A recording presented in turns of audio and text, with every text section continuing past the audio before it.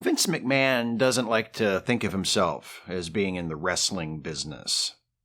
I don't think it's overly presumptuous of me to say that. True, I don't know Vince McMahon. I've never met him. I've never been involved in professional wrestling in any capacity other than as a spectator. I've been a fan since I was 7 years old, but that's all I've been. Even so, observing that Vince McMahon doesn't like to think of himself as being in the wrestling business doesn't exactly require secret knowledge. You don't have to look very hard to find video clips of Vince McMahon describing himself as pretty much anything other than a pro wrestling promoter. In Barry Blaustein's widely seen 1999 documentary Beyond the Mat, there's Vince smugly declaring, "We make movies."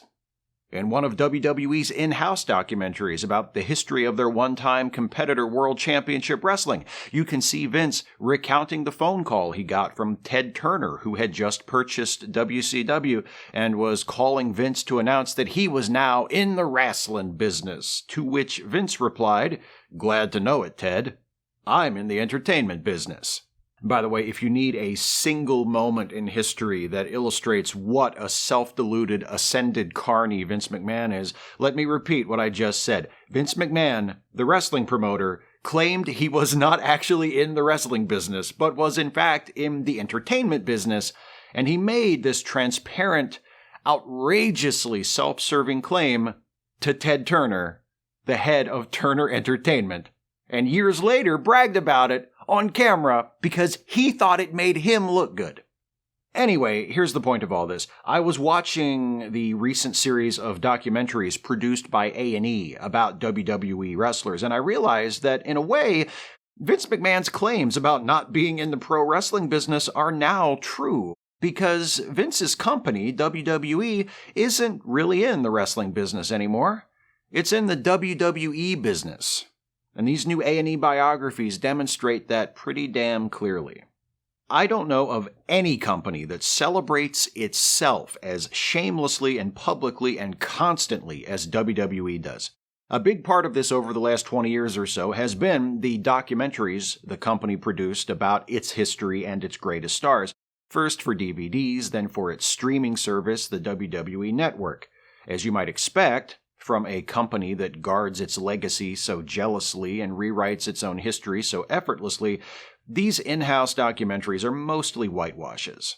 And unfortunately, the new A&E documentaries aren't much different. They aren't being produced directly by WWE, but they are being made with WWE's involvement, which means they're telling the stories WWE wants told the way it wants them told.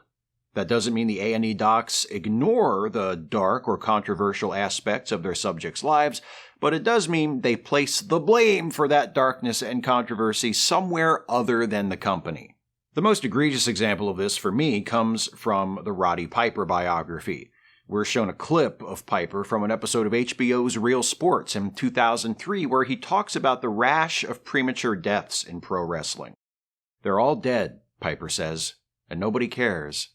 And he places blame for this on wrestling promoters, and not specifically Vince McMahon, but presumably Vince McMahon is one of the promoters he's talking about, and virtually all of the high-profile wrestlers who died young in the 1990s and early 2000s had spent significant portions of their careers working for McMahon. The producers of the documentary could have left this bit out.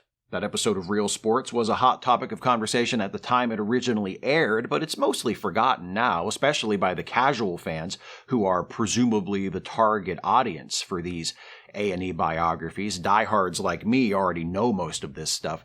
But the clip of Piper from Real Sports is shown and subsequently undermined by a clip from a present-day interview with Piper's son, who says his dad was just going through a really rough time back then, and surely didn't mean to say that this shocking number of wrestlers dying young implied anything sinister about the wrestling business, or its most successful promoter. Perish the thought.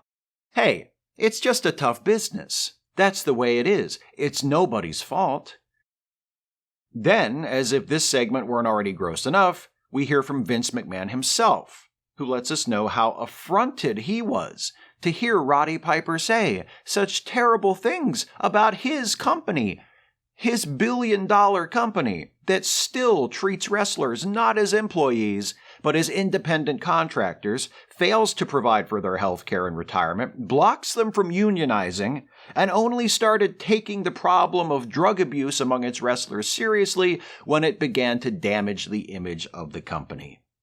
And when Vince thinks back to that time Roddy Piper talked openly about the devastating effect that had on the lives of wrestlers, he's just a little bummed about it.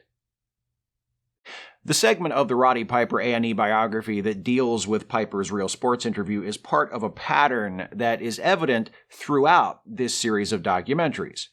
Well-known incidents in the lives of the documentary subjects that show WWE in a negative light are either framed in such a way that the company seems innocent of any wrongdoing or ignored completely. We can see an example of the latter in the A&E documentary about Booker T. Or rather, we can't see it because it's not there. That's the problem. Booker T is an intriguing choice for a documentary subject for a couple of reasons. For one thing, his career hasn't been celebrated nearly as much as those of the other wrestlers featured in this A&E series, all of whom have received DVD sets and documentaries produced by WWE. For another, Booker doesn't have nearly as many personal tragedies or skeletons in his closet. Yes, he served some time in prison as a young man, and that's an important part of the documentary, but that all happened before he got into pro wrestling. As far as his wrestling career goes, Booker's reputation is nearly spotless. So far as I've ever heard, he didn't have a reputation of being difficult to work with. He never hurt anybody. He never abused his wife or his kids. He never had a drug problem. He seems like a nice, talented guy who worked hard, had a great career, and is more or less universally liked and respected by his peers. His name did come up in relation to a steroid scandal that led to the suspension or departure of several WWE wrestlers in 2007, but Booker denied having anything to do with it, and nothing serious ever came of it. Booker left WWE, worked for TNA Wrestling for a few years, then returned to WWE. That's about it. The 2007 steroid scandal isn't mentioned at all in the Booker T documentary, and that definitely qualifies as an omission that serves WWE's preferred narrative, but that's not the omission I want to talk about. I want to talk about the fact that Booker T's A&E biography says absolutely nothing about Booker T's match with Triple H at WrestleMania 19. So, during the build-up to WrestleMania 19 in 2003, Booker T, a babyface at the time, won a battle royal to earn a world title shot at WrestleMania. The world champion was Triple H. A few weeks before WrestleMania, on an episode of Monday Night Raw, Triple H cut a promo where he said to Booker, quote, "Somebody like you doesn't get to be a world champion. That's reserved for people like me." Triple H goes on to demean Booker T by saying that his role on the show was to be an entertainer, to make people like me laugh. He invites Booker to do a little dance for me, refers to his nappy hair, and declares that at WrestleMania, Booker will do what people like him always do, lose. The promo is condescending, it's insulting, and its racist overtones are unmistakable.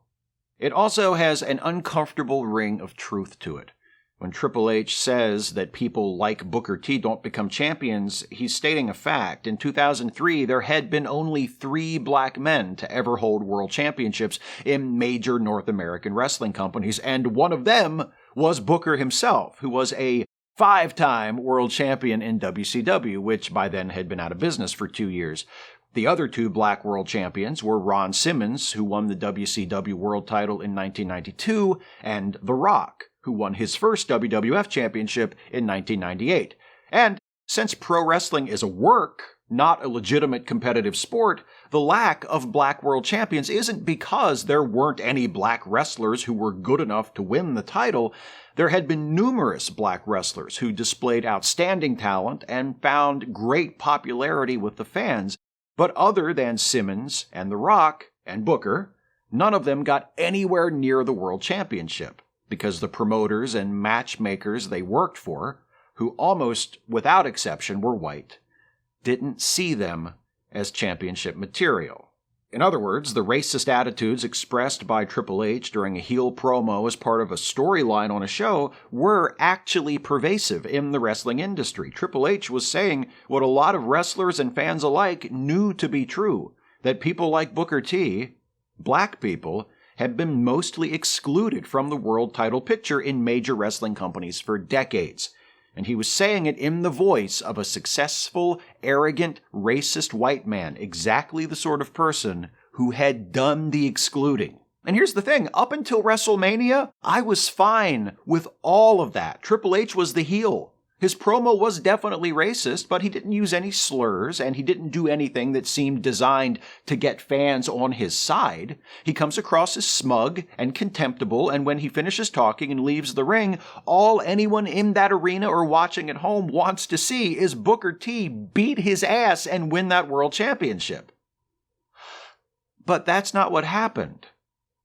Triple H won their match at WrestleMania. He beat Booker T and retained his world championship, and it was a relatively clean victory. Ric Flair, who was at ringside as Triple H's manager, interfered to injure Booker's knee, which played an important part in the match. But overall, the match wasn't laid out to make Booker T seem like a serious threat. And when Triple H won, it wasn't a case of the dastardly heel cheating his way to victory and escaping with his championship. It was a case of Triple H winning because he was the better man. WWE chose to present a storyline where its white, racist world champion defended the title against a black challenger at the biggest show of the year and won. And the A&E documentary doesn't mention it once.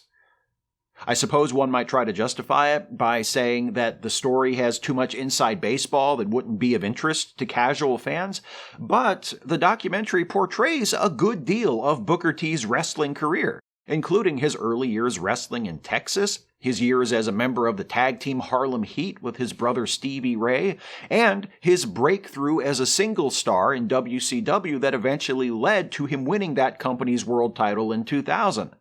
WrestleMania 19 was the only time Booker T ever wrestled for a world title at WrestleMania. Any retrospective on his wrestling career would be incomplete without at least acknowledging it.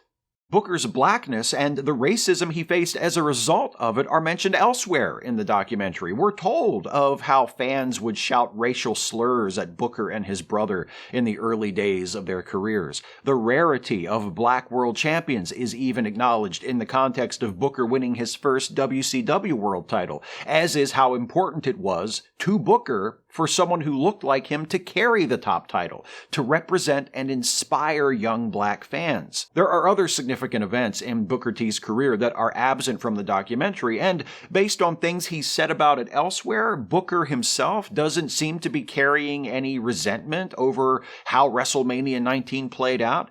But even so, for a documentary that both chronicles his in-ring career and acknowledges the obstacle that racism presented to Booker and black wrestlers in general, to completely ignore WrestleMania 19 feels like a cynical and calculated decision on the part of WWE. There are similar omissions in other biographies in the series. In the Shawn Michaels episode, there's a lot of talk about Shawn's struggle with drug addiction in the 1990s and early 2000s, but no one brings up the fact that Shawn was allowed to continue to work on live TV, potentially endangering himself and those he was in the ring with, despite the fact that his drug problem, which continued to spiral out of control, was an open secret within the company. Vince McMahon could have pulled Shawn off the road and sent him to rehab, but he didn't because, and I'm just guessing here based on the available evidence, as long as Shawn was able to talk and wrestle and make money, Vince didn't give a shit about his drug problem. Steve Austin's biography makes no mention whatsoever of his history of spousal abuse. Randy Savage's biography does mention how paranoid and controlling he was with at least two of the women in his life, his wife and manager Elizabeth, and later his girlfriend and manager Stephanie Bellars, who worked under the name Gorgeous George. But details like Savage locking Elizabeth in a dressing room during shows so that no one else could talk to her are presented with a kind of bemused shake of the head, as though there was nothing anyone in the company could have done about it at the time.